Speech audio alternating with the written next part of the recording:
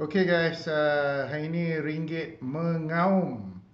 Ringgit sekarang di trade pada harga yang tertinggi dalam 6 bulan, right?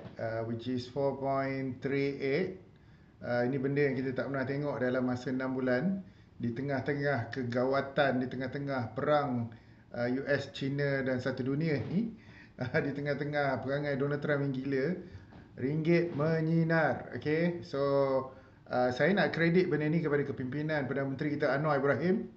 Right, ini kalau aku cakap ni korang memang mungkin ada yang tak puas hati, tapi nak cerita kat korang ada 5 benda pasal Anwar Ibrahim ni menyebabkan ringgit ni berdesuk. Right, kan, berdesuk. Sebenarnya ramai orang tak tahu ekonomi kita pun dah berdesuk sebab tu ringgit power. Okay, kita tengok Anwar sekarang pandu ekonomi kita naik macam roket, mungkin korang tak sedar. Ringgit dah jadi antara mata wang paling mengaum di Asia. In fact naik dekat 15%. That's why kita rasa harga barang akan jadi lebih murah, rakyat marahin akan lebih senyum lebar, ya. Dan saya rasa Anwar Ibrahim ni bagus sebab nampak dia tengah lawan rasuah ni, orang dah buy in. Dia lawan rasuah macam superhero, dia tak main-main dengan rasuah. Dia siasat semua kroni, pemimpin-pemimpin besar, jerung-jerung. 1MDB dah habis lah. Jadi tender kerajaan ni telus. Okay? Dan saya rasa ini antara sebab keyakinan kenapa pelabur-pelabur kembali melabur. Right? Dan of course, reformasi yang beliau buat tu bukan janji kosong. Right? Kita tengok penstrukturan subsidi diesel, akta fiskal dan sebagainya. Walaupun ada merungut reformasi belum lagi full, tapi saya rasa kita dah nampak dah tanda-tanda we are on track to be a developed country. Right, lagi satu saya respect jugalah Perdana Menteri kita ni sebab dia tolak gaji, right, dia tolak gaji PM sekarang ni, and sesuai sebab rakyat sekarang bergelut dengan kos sara hidup. So at least menteri kita faham, right, dia bukan bangsawan, duit poket kita rakyat semua nipis. Sepatutnya Perdana Menteri dan menteri semua patut let go ringgit, gaji dia orang. That's why sekarang Malaysia bersinar alhamdulillah di pentas dunia. Perdana Menteri kita aktif di pentas ASEAN.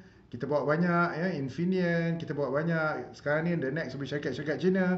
Saya expect Alibaba akan datang bersusaran. So saya rasa ini adalah antara usaha Perdana Menteri yang bagus untuk menstabilkan ekonomi, dan ringgit kita power. Sebab apa ringgit power ni ramai tak tahu kan. Selain daripada polisi yang PM buat, kita kena faham ringgit ini power adalah disebabkan oleh kestabilan politik. Itu benda yang paling penting korang kena ingat. Right? Kestabilan politik dalam masa 5 tahun. Sebelum ni kita tukar Perdana Menteri setiap tahun. Sekarang stabil, jadi pelabur masuk. Nombor 2, of course, pertumbuhan ekonomi kita kukuh. Pelaburan asing masuk. Dasar bank negara kita, right? Intervention bijak bank negara, saya puji. Ekspor kita meningkat, especially komoditi, minyak, kelapa sawit, right? Walaupun semiconductor ada problem, dan of course lah kadar faedah Amerika Syarikat turun, melemahkan dolar, ini menguatkan ringgit, right? Dan of course saya rasa hubungan dagang kita dengan China, rakan dagang utama kita itu adalah kredit nombor 2 atau nombor 3 paling besar. Dan hopefully ini akan boleh offset kita. Walaupun harga minyak kurang, tapi tak apa, right? Ringgit power sekarang, saya harap ringgit boleh bercecah 4.2 soon, so kepada semua makcik-makcik, pakcik-pakcik, lepas ni kita boleh beli banyak barang lebih murah.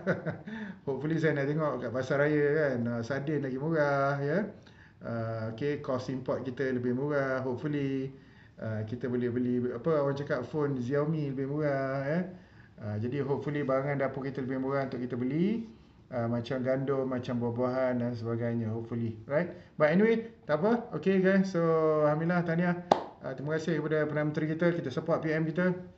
Selagi dia ada atas landasan yang bagus, dan of course kita trader, puak-puak trader, party trader, kita nak tengok profit kita dalam ringgit lebih kuat bila ringgit kita kuat, dan apa orang cakap, kos sara hidup kita akan berkurangan, InsyaAllah. Setuju komen? Tak setuju pun komen. Take care.